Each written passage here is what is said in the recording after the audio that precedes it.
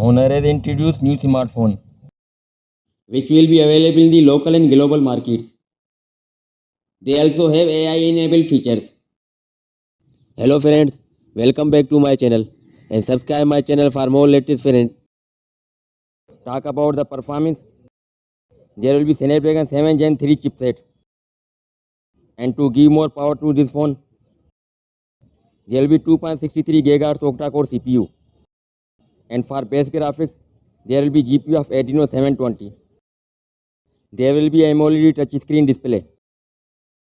That will be able to display HD plus resolution of 1200 by 2664 pixels. Smartphone has 8 and 12 GB of RAM. And internal memory will be 256 and 512 GB. The Honor 400 will come with a dual camera sensor. On the front of this phone, you will find a single 50 megapixel front snapper.